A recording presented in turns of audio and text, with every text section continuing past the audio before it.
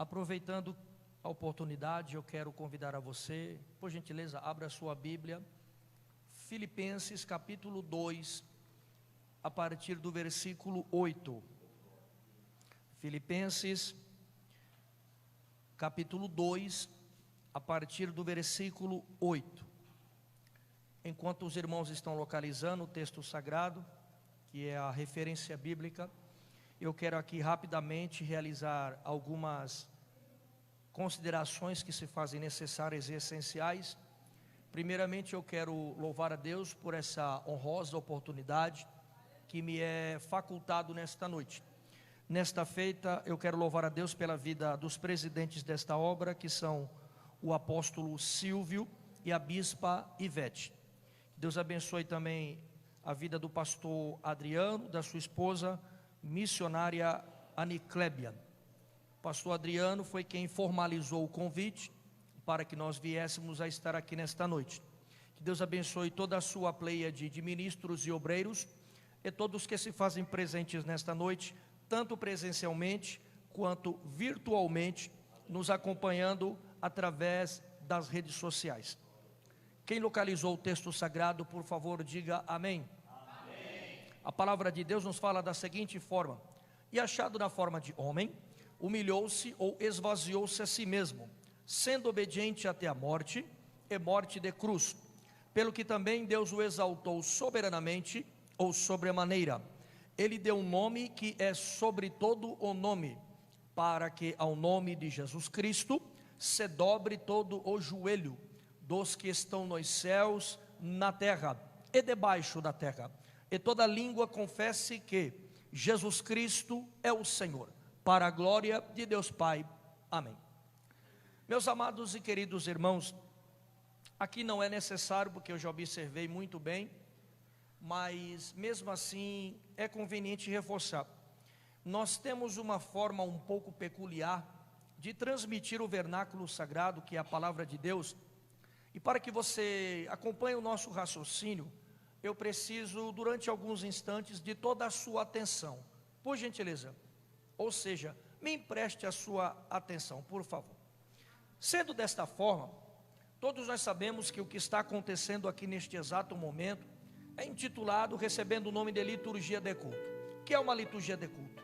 Nada mais é do que o espaço de tempo ou período pelo qual nós permanecemos aqui reunidos em torno do nome de Jesus Cristo, oferecendo a Ele o que a Bíblia destaca em Romanos capítulo 12, como um culto racional.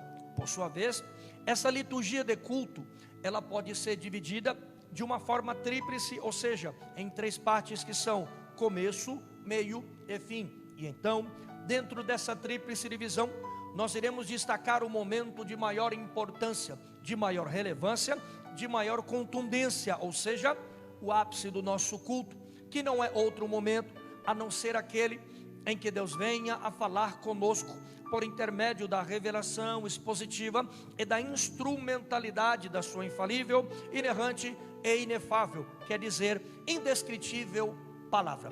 Todos nós, para estarmos aqui na noite deste dia, inevitavelmente tivemos que passar por três fases, que são convencimento, confissão de fé pública e a consolidação, que quer dizer consumação das palavras ditas aqui na frente, na confissão de fé pública, que se deu no ato do batismo nas águas. O batismo nas águas, ele não é opcional, ele é obrigatório e de suma importância para que algumas verdades práticas venham a fazer parte do nosso contexto. A primeira coisa que acontece no momento do mergulho das águas, no batismo nas águas, é o que nós chamamos de mudança de tempo. Que tempo é esse? A Bíblia Sagrada, em seus 39 livros que formam o Antigo Testamento, ele está escrito em uma língua originária. O original, o texto é a língua hebraica. E então nós chegamos à conclusão que no Antigo Testamento, na língua hebraica, aqui está destacado e exposto o tempo que não é de Deus, mas é o nosso tempo. É um tempo que é descrito em uma palavra hebraica de cronos. É o tempo que determina datas, épocas e estações. Esse tempo para Deus não serve. É por isso que no ato do mergulho do nosso corpo nas águas batismais, acontece e ocorre a primeira mudança, que é a mudança de tempo. Nós somos retirados do nosso tempo e transportados para o tempo de Deus, que é chamado no Novo Testamento, em meio aos seus 27 livros, em uma expressão grega chamada de kairos, que é o tempo de Deus. Então, após isso, acontece o que é chamado também no grego de lexavot emuná, que quer dizer restauração da comunhão a nível de um padrão original. E então, no ato do mergulho, da retirada do nosso corpo das mesmas águas, ali se cumprem dois princípios básicos da nossa fé. O primeiro princípio é chamado princípio de morte. Que princípio é esse? É o princípio que leva o nome da palavra batismo, porque por sua vez a palavra batismo significa sepultar alguém vivo. De que forma? Todos nós nascemos, e ao nascermos, nascemos com uma natureza chamada de caída adâmica, a natureza que nós herdamos do nosso primeiro pai terreno, Adão, a natureza do pecado e da desobediência. Então, no ato do mergulho, essa natureza ela é sepultada, e no ato da retirada do nosso corpo das mesmas águas, se cumpre o segundo princípio básico da nossa fé, que é chamado princípio de renúncia. Que princípio é esse? Vou me pautar em dois textos bíblicos para afirmar o que eu estou falando aqui. Princípio da renúncia. Primeiro texto, Gálatas capítulo 2, versículo 18 ao 20, depende da tradução que você tem, que diz assim: já estou crucificado com Cristo, já não vivo mais eu, mas Cristo vive em mim. Segundo texto, 2 Coríntios capítulo 5, versículo 17, diz assim: se alguém está em Cristo Jesus, nova criatura é, as coisas velhas são passado, eis que tudo se fez novo. Você é uma nova criatura. É por isso que você está aqui. Você é uma nova criatura. E o que isso quer dizer? Entenda a pergunta. Individualmente, nós somos igreja, sim ou não? Não, individualmente não. Individualmente nós somos membros, e quando nós nos reunimos em situações semelhantes a essa aqui, aqui está formado o corpo de Cristo, que é a igreja do Senhor. Individualmente nós somos os membros. Por que a terminologia e a expressão membro? Por quê? Porque um membro, para que ele tenha vida, ele precisa estar vinculado ao corpo, ele tem que fazer parte do corpo. É por isso que nós temos que nos reunirmos em situações semelhantes como essa, porque aqui nós nos reunimos como o corpo de Cristo, recebemos a palavra, somos curados por Deus, somos renovados, alicerçados, recebemos a renovação da promessa, a aliança renovada, e acima de tudo, você entende que a promessa de Deus, ela permanece viva e eficaz para a tua vida. Quem tem promessa de Deus aqui, levante a sua mão e glorifique ao nome de Jesus. Tudo na vida de um ser humano, ele precisa de duas etapas, que são a teoria e a prática. Não existe prática sem teoria, nem vice-versa. Na teoria nós somos o que? Igreja, neste momento aqui. E o que isso quer dizer? Na teoria, palavra igreja, oriunda-se de uma expressão do latim eclésia ou eclesia, que traduzindo-se para a língua portuguesa significa arrancados ou tirados de dentro do mundo para fora e assentados nos lugares celestiais. Teoria. E na prática nós somos pessoas que Deus arrancou e tirou de algum lugar, que Deus resgatou, que Deus remiu, com um objetivo e um princípio primaz, que é o mesmo entre todo em nosso meio, que é ganhar almas. Deus, ele te arrancou lá de onde você estava, te trouxe para cá com esse único objetivo: ganhar almas. Mas como isso é feito? Primeiro nós entendemos, Zacarias capítulo 4 versículo 6 diz que não é por força e nem tampouco por violência, mas é pelo meu Espírito, assim diz o Senhor. Então, o que nós entendemos com isso? Entendemos que não somos nós que ganhamos as almas, mas é o Espírito Santo quem convence o pecador acerca do pecado, da justiça e do juízo. Nós somos o que? Partícipes, participantes da obra que tem por objetivo primaz ganhar almas. Mas como isso é feito? Na Bíblia, no Novo Testamento, existem duas palavras que vão aplicar a maneira pela qual Deus vai nos usar ou nos utilizar como ferramenta e instrumento dele, com o objetivo de ganharmos almas. Partícipes. São duas palavras. A primeira palavra é vocação, é de Deus para nós, que resulta o que? Na chamada, que é quando nós exercemos e efetivamos a vocação que Deus nos confiou. Cada um aqui Deus chamou com uma vocação, uma chamada. Por quê? Porque nos dias atuais, nos dias odiernos, primeiro, eu sou cristão, batizado nas águas, no nome de Jesus Cristo, há 22 anos. E sou um pregador itinerante, porque não existe a palavra pastor itinerante. Eu sou um pregador itinerante há aproximadamente 14 anos.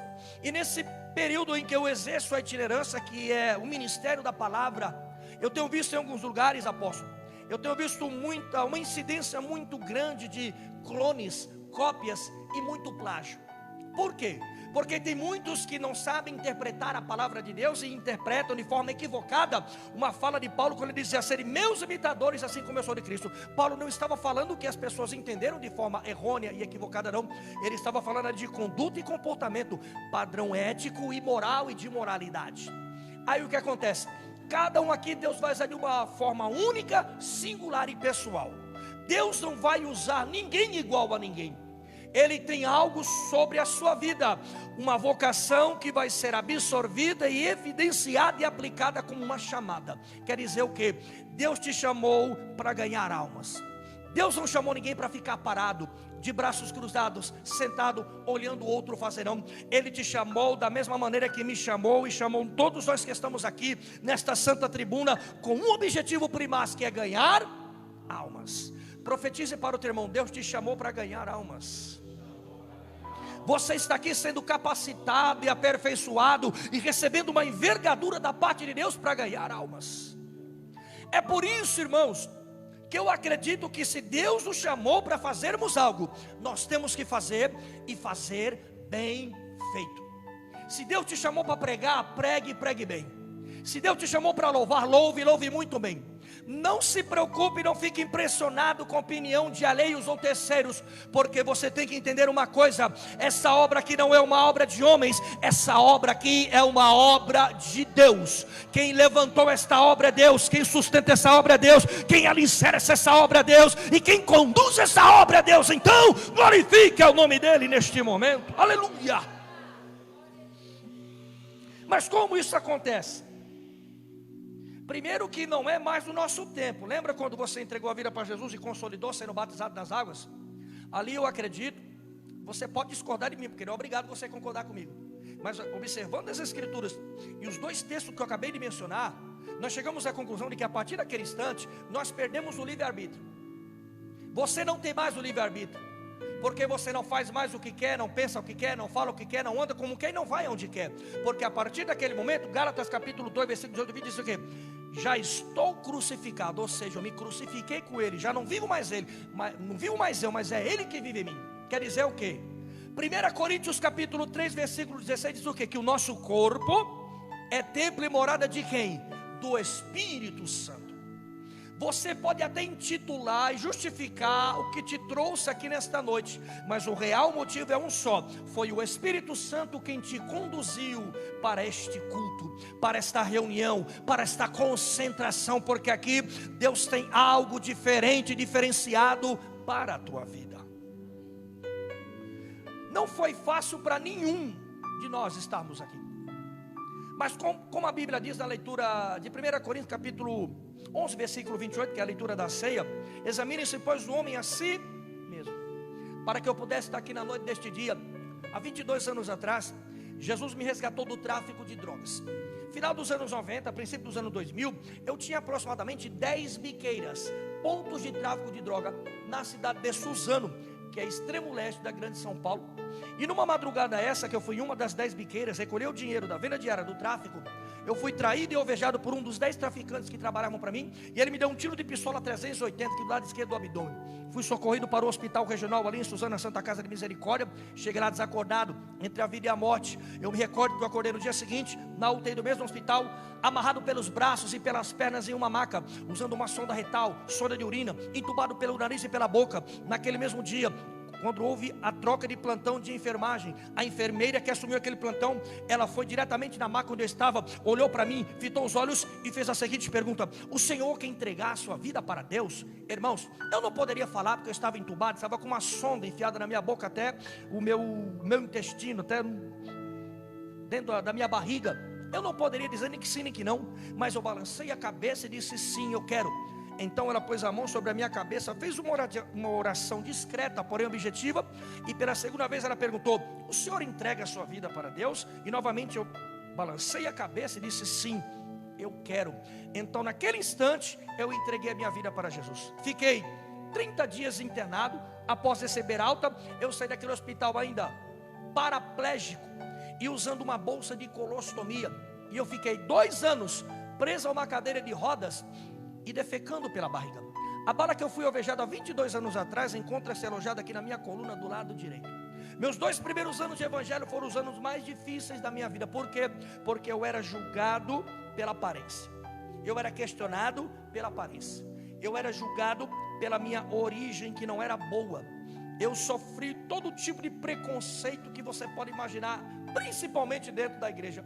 Mas em todos os momentos que eu ficava meio triste, desanimado, já querendo desistir, Deus falava comigo assim: não se preocupa, porque eu vou te usar. Mas não é da maneira que você quer e nem é do jeito que você está. E então Deus ele foi me ensinando, me capacitando, me aperfeiçoando, restabeleceu meus movimentos das pernas, fiz uma cirurgia de reversão de colostomia. A única coisa que ele não tirou foi a bala que está alojada na minha coluna aqui do lado direito. Mas isso não representa nada, porque eu não era nem para estar aqui mais na terra, entre os vivos. Deus me deu uma oportunidade, uma única oportunidade, e eu aproveitei. E é por isso que eu estou aqui para te dizer: não se preocupe. A Bíblia diz que não há causa demasiadamente difícil para o nosso Deus. Ele te trouxe aqui nessa noite para te dizer: eu vou restaurar o que está destruído, eu vou levantar aquele que está caído, eu vou alcançar aquele que está longe e distante, porque eu sou o Deus desta igreja, que tenho todo o controle das coisas. Profetiza para o teu irmão: nosso Deus nunca perdeu o controle das coisas. No ano passado, no dia 30 de outubro, nós tivemos aqui no nosso país o que importava mais, que era a eleição presidencial. E naquele período ali, 20% de pessoas que estavam, se dizia, está dentro do nosso contexto, que totalizava aproximadamente 7 milhões de pessoas, eles não entenderam a diferença entre princípio e propósito. Por quê? Princípio e propósito não é a mesma coisa. Você é mais claro. Quais são os princípios que são defendidos aqui nesta igreja? São os princípios do apóstolo e da bispa? Do corpo de obreiros? Não, são os princípios de Deus, porque essa obra é de Deus. Agora, propósito é diferente. Por quê? Porque propósito ele vem com o objetivo de suprir necessidade, trazer resposta ao coração do ser humano. Ou seja, o propósito ele pode ser transformado, mudado, influenciado e alienado. E 20% de pessoas que acreditavam estar no nosso meio, mas não estavam, porque não entenderam a diferença de princípio para propósito. Eles abriram mão do princípio e trocaram por um propósito que pode passar a qualquer instante. Um propósito que foi feito pela boca do homem. E a Bíblia diz claramente, Números capítulo 23 e o versículo 19: Deus não é homem para que minta, nem filho do homem para que se arrependa.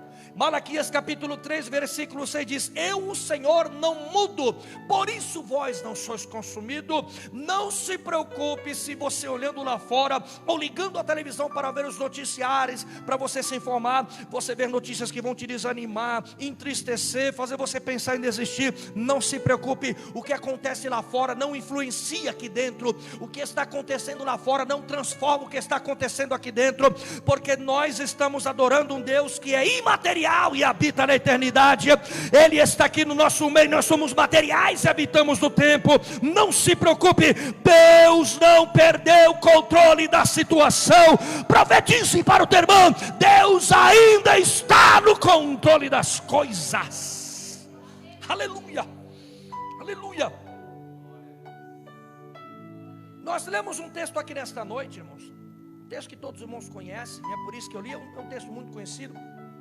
Só que os irmãos sabem que o Novo Testamento ele vem para trazer respostas a indagações do Antigo Testamento, sim ou não? Aí o que acontece?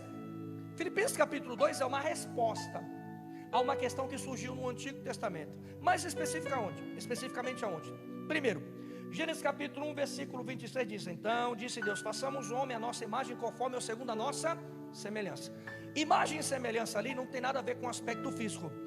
É moral, conduta, comportamento, padrão ético, de ética, de moral e moralidade. Deus criou. E versículo 26 de Gênesis capítulo 1 diz o que? Façamos. Você disse Deus, façamos. Na língua portuguesa é o verbo fazer.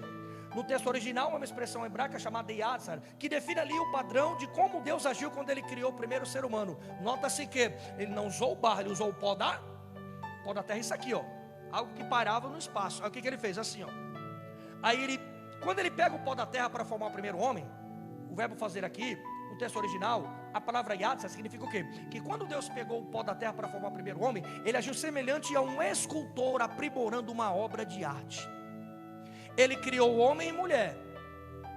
E os nomes que você vê na Bíblia, Adão e Eva, eles só surgiram a partir do capítulo 3, versículo 20 do livro de Gênesis. Antes disso, eles eram identificados como homem e mulher, sim ou não?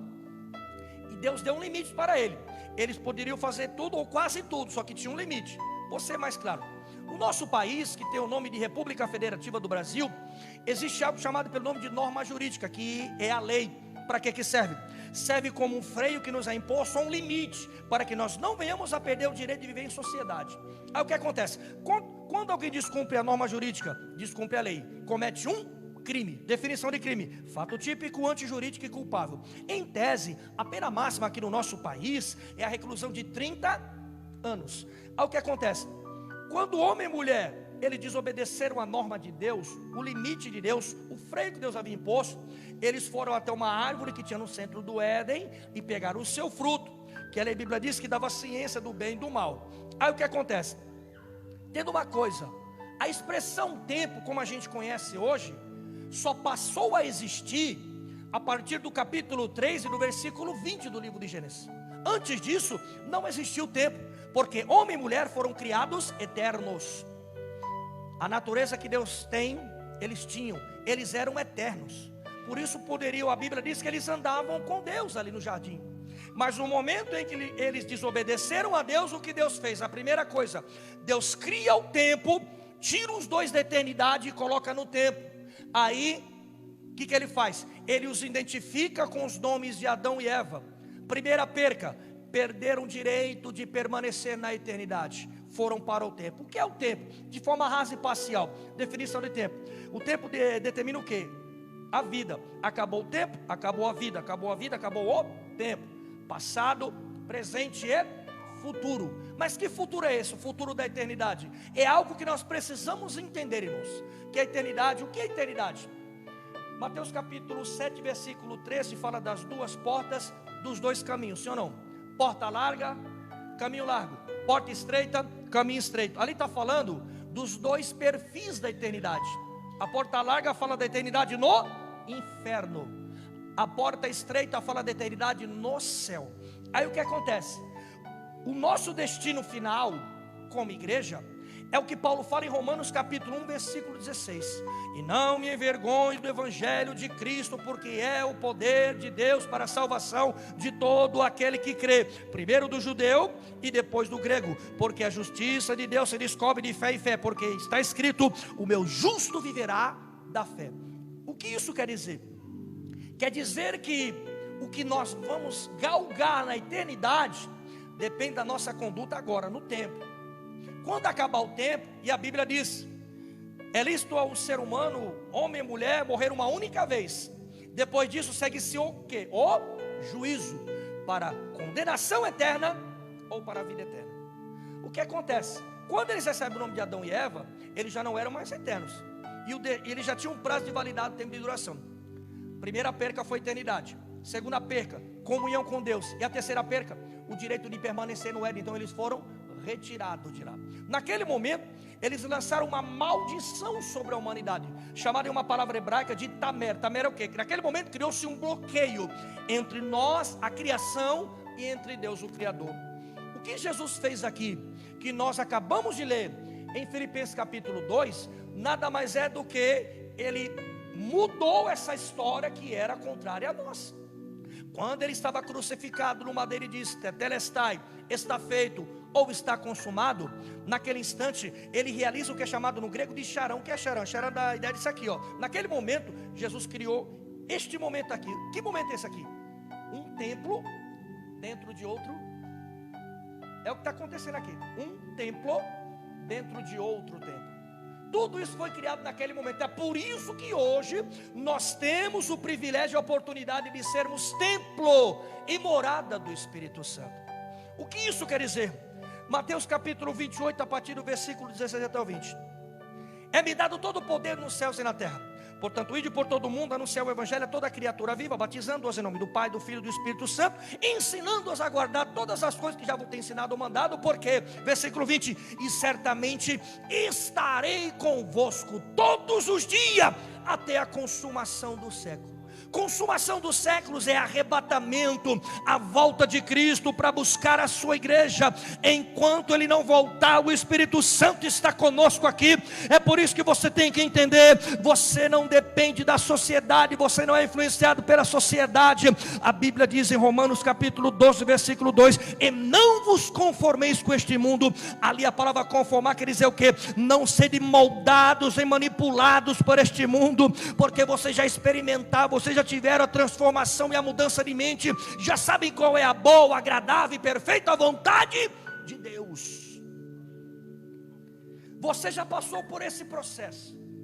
Então você tem que entender que Deus, Ele não depende de presidente, Ele não depende de senador, Ele não depende de deputado federal e estadual, Ele não depende de governador, Ele não depende de prefeito, Ele não depende de vereador, Ele não depende de Advocacia Geral da União, Ele não depende de Procuradoria Geral da União, Ele não depende de STF, Ele não depende de nada nem ninguém, porque Ele é soberano. Foi dito aqui nesta noite, o nosso Deus, Ele é soberano, Ele não pede ordem nem autorização para ninguém, Ele faz a hora que quer, da maneira que quer e como quer, Ele faz, pronto e acabou. Ele está no controle de todas as coisas. Profetiza para o teu irmão, o nosso Deus, Ele não pede autorização para ninguém, e Ele está fazendo aqui nessa noite.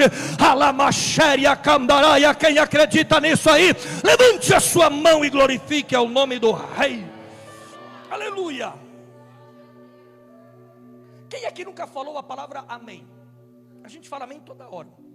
Amém, amém. Só que nós temos que entender que o amém, ele não é uma palavra. É o que nós chamamos de um acróstico. O que é um acróstico? O acróstico é uma abreviação de uma frase. Você pode estar falando amém, quer dizer assim seja. Também a palavra amém, por ser um acróstico, quer dizer isso aqui, ó: Deus rei, Deus fiel. Quando você diz isso, você está falando o quê? O meu Deus, Ele é rei, portanto Ele é fiel. O que isso quer dizer? A maior garantia que você tem aqui nesta noite de que Deus, Ele é fiel, é a sua palavra, sim ou não? O que é a palavra de Deus para nós? Isaías capítulo 55, versículo 1 diz: porque assim será toda palavra que sair da minha boca, ela nunca voltará vazia, sem antes cumprir tudo que me apraz e prosperar no objetivo pela qual eu a enviei ou designei. Isso quer dizer que enquanto nós estamos aqui realizando o que a Bíblia diz em Mateus capítulo 6, 33, mas buscai primeiro o reino de Deus e a sua justiça, e todas as demais coisas vos serão acrescentadas. Enquanto você está aqui, Deus está indo onde você não pode. Enquanto você está aqui, Deus está operando o que você não pode. Enquanto você está aqui, Deus está curando o que você não pode. Enquanto você está aqui, Deus está realizando obras que você não pode, não tem competência de realizar, porque Ele é soberano, Ele é o nosso Deus todo-poderoso, e te trouxe aqui na noite deste dia para dizer: não se preocupe, não se precipite, não abra mão, não troque, não barganhe, a tua promessa é chamada, porque eu estou no controle de todas as coisas. Profetiza para o teu irmão: você não vai sair daqui da mesma forma, e nem tão pouco de mãos vazias, porque Deus está no controle de todas as coisas. Só quem acredita, levanta a mão, fecha os olhos e glorifica o nome do Rei Jesus. Mas se ainda porventura você ainda está com um pouco de insegurança, eu vou te transmitir a maior de todas as garantias de que a palavra de Deus vai alcançar êxito na sua vida. Hebreus capítulo 4, versículo 12: porque a palavra de Deus é viva e eficaz, e mais penetrante do que qualquer espada de dois gumes, penetra a televisão da alma e do espírito, entre juntas e medulas, e é a única que é capaz de discernir os pensamentos e as intenções do coração. Quer dizer que a palavra de Deus vai aonde o bisturi do cirurgião não vai, vai além do alcance da sonda de endoscopia, vai além do alcance da máquina de ressonância magnética, porque nosso Deus não tem limite, irmãos. Ele te trouxe aqui nessa noite para te dizer: não se preocupe. Você pode ter uma causa, a um processo que o advogado da terra não conseguiu trazer resposta, mas o advogado da igreja está aqui nesta noite. Primeira epístola do apóstolo João, capítulo 2, versículo 1, diz que o nome dele é Jesus Cristo, o justo, o advogado desta igreja. E ele te trouxe aqui para te dizer: eu pego hoje a tua causa, o teu processo, e vou entregar na tua mão como ato jurídico perfeito e coisa julgada. Não se preocupe, decreto de Deus não pode ser desfeito, não pode ser invalidado, é cláusula pétrea que Deus está entregando na tua mão aqui nesta noite. Receba o aval e a confirmação de que Deus está no controle. Alacamachúria, camandarábia. Quem acredita nisso, quem concorda com isso, quem toma posse, quem recebe, levante a sua mão e receba de Deus. Aleluia. Nós fazemos parte de uma nova aliança, pelo novo e vivo caminho. Você faz parte de uma nova aliança. O que é aliança, irmão? Aliança é um compromisso. Mas qual é o perfil da aliança que Deus tem com a igreja? Se você tem uma aliança na sua mão, olhe para ela. Se você conseguir achar o meio, o começo e o fim, essa aliança não é de Deus. Agora, se você não conseguir, demonstra o quê? Que a aliança é de Deus. Porque a aliança de Deus, irmão, ela é plena, ela é perpétua, ela é perfeita. Deus te trouxe aqui nesta noite para te dizer: não se preocupe, o que está acontecendo lá fora jamais vai modificar ou alterar o que está acontecendo aqui dentro. Deus te trouxe aqui para te dizer, para a sociedade odierna e atual, mais especificamente para nós que estamos aqui na República Federativa do Brasil, este ano parece ser um ano de incerteza, de insegurança, de muitas dúvidas, e muitas pessoas podem até pensar que esse vai ser o pior ano da sua vida, mas Deus te trouxe aqui nessa noite para te dizer e falar em alto e bom som que 2023 é aqui para a igreja do Senhor, que está aqui na cidade de Rio Grande da Serra. Deus me trouxe aqui para profetizar que será o melhor ano da tua história, da tua existência, da tua vida, da tua chamada, do teu casamento, do teu ministério, do teu trabalho, da tua faculdade, da tua formação, graduação. Deus vai revolucionar a tua história, Deus vai revolucionar a tua vida, porque Ele é fiel na sua palavra. Ele é fiel na sua palavra. Profetiza para o teu irmão: nosso Deus é fiel na sua palavra. A palavra de Deus é reta, Deus é fiel, e a sua palavra, ela não voltará vazia. Quem acredita no poder e na eficácia da palavra do nosso Deus, levante a sua mão e glorifique. Levante a mão e profetize para o teu irmão. Diga para ele: não se preocupe, Deus irá te surpreender de forma extraordinária. Profetize para o teu irmão. Profetize para o teu irmão: Deus irá te surpreender de forma extraordinária. Você que está acompanhando pelas redes sociais, Deus irá revolucionar a tua história. Você que está na sua casa nos acompanhando aí, Deus manda te dizer que Ele vai revolucionar a tua vida, a tua história. Alacamaxéria, candaraia. Quem está sentindo a graça e a presença de Deus aí, levante a tua mão, feche os teus olhos e adore, glorifique, exalte o nome do Rei. Nós temos um privilégio aqui. O privilégio que acontece aqui, irmãos, é um privilégio que não acontece em nenhum lugar do universo. A igreja é o único lugar em todo o universo, em todas as galáxias, inclusive a nossa Via Láctea. Aqui é o único lugar que Deus se manifesta de duas formas, mas uma forma é condicionada à outra. A primeira forma é chamada de kavod, que quer dizer glória. O que isso quer dizer? Quer dizer que não é compartilhada com ninguém. Quando você glorifica, você está fazendo o que? Kavod, dando glória a Ele. Aí, como resultado do reconhecimento de Deus, a glorificação que você está dando a Ele, Ele se manifesta no nosso meio compartilhando a sua presença, que é chamado de Shekinah. Aí o que acontece? Quando você glorifica a Deus, você sente a presença dEle, porque Ele se agrada daqueles que o adoram. Ele retribui aqueles que reconhecem a sua soberania. Irmão, não se preocupe com quem trocou, com quem vendeu, com quem barganhou. Não se preocupe. Deus não vai tomar o inocente por culpado, nem vice-versa. Não se preocupe, cada um será responsabilizado pelas suas ações, pela sua conduta, por aquilo que fez e está fazendo. A igreja do Senhor está aqui nesta noite adorando na beleza da sua santidade, e é por isso que você não vai sair daqui da mesma forma. Deus não irá despedir ninguém presencialmente e virtualmente deste culto de mãos vazias. Te prepara, hoje é uma noite de resposta e de providência. Hoje é noite de resposta e de providência. Profetize para o teu irmão: hoje é noite de resposta e de providência. Resposta é providência de Deus. Receba aí a resposta e a providência de Deus para a tua vida. Aleluia. Não se preocupe, Deus está no controle das coisas. Não se preocupe com o que estão falando, porque é bem verdade, para nós concluirmos, entregarmos o microfone a quem é de direito. É bem verdade que a igreja está no tempo, ela sofre no tempo, traída no tempo, apedrejada no tempo, caluniada no tempo, mas ela não permanecerá no tempo, porque o destino final desta igreja, como diz Paulo em Romanos capítulo 1 versículo 16, o destino final desta igreja é na eternidade, ao lado do nosso Senhor Jesus Cristo. O que é eternidade para nós? Isaías capítulo 6 descreve um pouco da eternidade. Por quê? Porque o profeta messiânico, ele foi arrebatado até o terceiro céu e o paraíso. O que ele viu?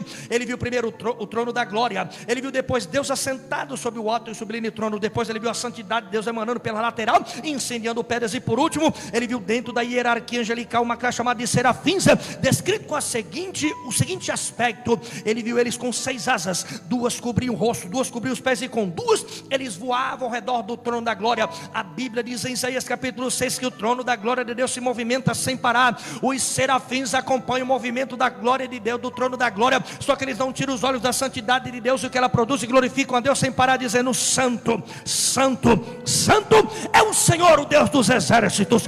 Toda a terra está cheia da sua glória. Sabe por que eles repetem 3 vezes Santo, Santo, Santo? Não é porque eles estão glorificando o Pai, Filho e Espírito Santo, não, porque isso aqui é um texto de judeu. Judeu não acredita no Novo Testamento, mas eles estão aqui descrevendo o quê? Que o nosso Deus, ele é a mais alta expressão da santidade. Ele está no mais alto lugar e elevado de elevação, irmãos, e é para lá que você vai, é para lá que essa igreja vai. É por isso que você não pode abrir mão, você não pode barganhar, você não pode trocar, nem tampouco retroceder. Deus te trouxe aqui nessa noite para te dizer: não se preocupe, eu te sustento pela destra da tua mão direita. Só quem é sustentado por Deus aí, feche os seus olhos, levante a sua mão, glorifique, exalte ao nome do Cordeiro de Deus. Aleluia. Um conselho, eu vou dar um conselho. Eu posso dar um conselho? Vou dar um conselho aqui. Conselho que eu recebi, eu vou transmitir para você.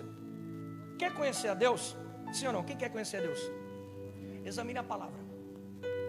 Estude a palavra. Não debata, não questione a palavra. Estude a palavra. Porque a palavra transmite quem é o nosso Deus. A palavra alimenta o cristão, ela alicerça o cristão, ela orienta o cristão. Por que eu digo isso? Hoje nós podemos dizer literalmente que só existem 2 tipos de Bíblia: a Bíblia do judeu e a nossa Bíblia, que não é apenas uma Bíblia, é uma versão adequada à nossa cultura ocidental. Por quê? A Bíblia do judeu é um pouco diferente da nossa, porque ela é formada primeiro pelo Tanakh, que é o Antigo Testamento do judeu, que vai de Gênesis ao 2º livro das Crônicas, a Sefer Torá, que é o nosso Pentateuco, Bereshit, Shemot, Vaikra, Bamidbar e Devarim, e os 603 preceitos da lei mosaica, que são leis de ética, conduta e jurisprudência. Não são canônicos, são leis de ética, justiça e jurisprudência de um judeu, e a conduta dele como deve ser dentro da sociedade judaica. A nossa Bíblia é uma versão que foi traduzida por um pastor português chamado João Ferreira de Almeida. Ele era ocidental e ele traduziu dentro do nosso contexto ocidental. O que isso quer dizer? Capítulos, versículos, pontos e vírgulas, e a leitura da esquerda para a direita são coisas nossas, ocidentais. A Bíblia do judeu é lida de forma corrida, da direita para a esquerda. Como você vai entender a Bíblia? Por isso que eu falei que você tem que estudar a Bíblia. Hoje em dia nós temos muitos recursos.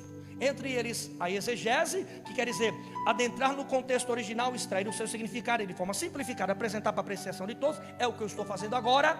E algo chamado pelo nome de hermenêutica. O que é hermenêutica? Regras de interpretação dos textos originais, sem os manipular e sem ferir o contexto original. É desta forma que você vai conhecer Deus, é dessa forma que você vai estar envolvido com Deus, é desta forma que você vai ter intimidade com Deus. Por quê? Para me concluir, 1 minuto. Lembra do perfil da primeira igreja após ela ser inaugurada no dia de Pentecostes, Atos capítulo 2? Qual era o perfil dela? Atos 2, do 42 ao 47, diz que aquela igreja, a igreja recém-inaugurada, ela tinha um perfil diferenciado. Era a comunhão em tudo, nas orações, no partir do pão e acima de tudo, no reconhecimento da hierarquia dos apóstolos. O contexto deles era um contexto de intimidade tão profunda, que a Bíblia diz que eles não precisavam fazer o apelo, o convite. As pessoas vinham voluntariamente até a frente e entregavam a vida para Jesus. A igreja sempre foi perseguida, irmão, mas isso não quer dizer que ela vai ficar abandonada. Deus sempre vai cuidar da sua igreja. Mostra disso foi o que aconteceu no ano de 1517, no século XVI. Deus levantou um monge alemão chamado pelo nome de Martinho Lutero, se desvinculou da igreja católica por causa da indulgência, que era o quê? É mais ou menos assim, de forma rasa e parcial. Eles pagavam um preço para tirar a pessoa do inferno, colocar no purgatório, queimar o pecado e transportar para o céu ou a eternidade. Isso não é possível, a Bíblia não diz isso. Aí por isso que Lutero se desvinculou da igreja católica, foi na igreja de Gutenberg e cravou na porta lá 95 teses. Ele tinha dois contemporâneos, um chamado João Calvino e o outro Jacob Arminius. Calvino defendia o quê? O racionalismo, a ideia de que todo ser humano já nascia com a tendência de servir a Cristo. Jacob Arminius defendia o quê? O empirismo, a ideia de que todos nós nasceríamos com uma lousa em branco. Só que o que isso quer dizer? Que servir a Cristo é uma questão opcional, de escolha, decisão. Você está aqui por quê? Ninguém veio aqui obrigado, debaixo de forte ameaça. Você veio aqui porque você anteriormente, Jesus fez a proposta, você aceitou a proposta, fez a escolha, e é por isso que você está aqui. Você não é mais uma lousa em branco, como Armínio escreveu, não. Você hoje é templo e morada do Espírito Santo. Deus sempre dará renovação nas gerações para a sua igreja.